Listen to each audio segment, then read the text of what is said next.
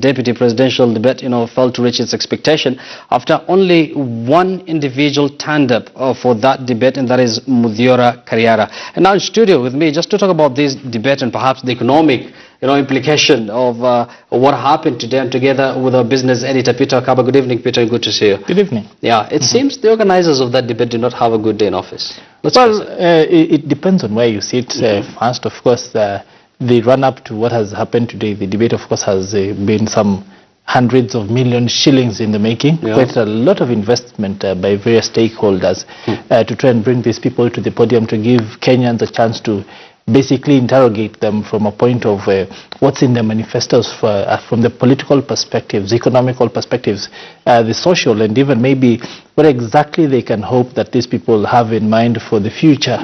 It was supposed to be an event that essentially was not only supposed to be entertaining in the first instance, but would also enable Kenyans start to gauge what sort of leaders they have vying for the various positions. Well, what has happened today, of course, is mostly a bit of political posturing, because a lot of the candidates have been saying, of course, and this is not the official position, but they've said that they really did not see why they wanted to, be on a podium to debate each other. But behind that, of course, could be the fact that we have not really seen any serious engagement at the manifesto level. This could have been a good opportunity. Yes. So do you think this is a wasted opportunity for the candidates who didn't turn up? I definitely think so. Especially those who, with all due respect, apart from the two main protagonists, Jubilee and NASA, the other fellows are not well known. So this could have been an opportunity for them to table their ideas, their vision for the country, but they didn't do that. Part of the challenge is the posturing, because politically, you gain the upper hand by creating a bit of exclusivity. And essentially what happened was when the deputy president indicated he would delegate, then that house of cards essentially came apart. Because then afterwards, of course, the other, so to say, protagonists would then say, hang on, am I going to stand there and this guy is not there? What does that mean? Will I bring my stature down to these other fellows who we're running against, and they don't command that much of a following?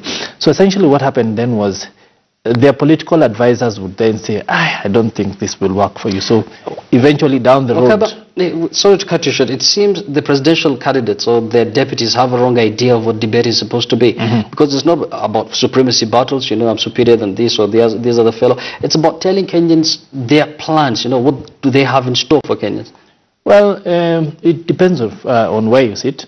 Of course, a debate is supposed to be an exchange of ideas on a podium with an audience that's trying to gauge who has the better hand. But scholars of strategy will essentially tell you that the Machiavellian way to go about it would be to essentially try and gain the upper hand in terms of where you sit, by either denying your opponent the opportunity to be able to use some of your glory, or denying them the chance to be able to, lord it over you in any field.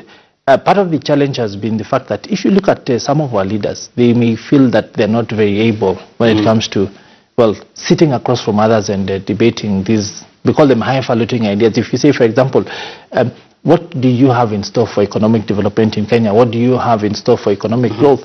A lot of them cannot tell the difference between economic development and economic growth. They simply tell you the economy will grow by some 5.6%.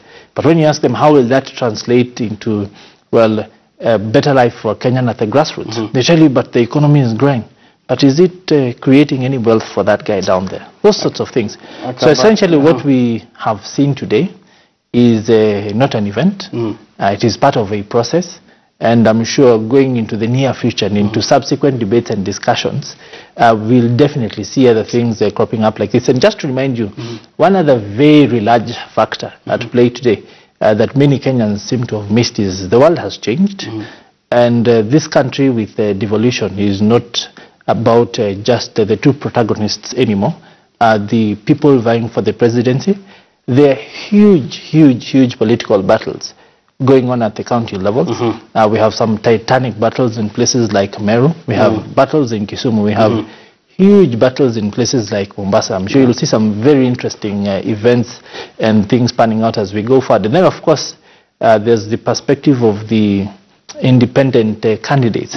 And how does that connect to today, you might ask?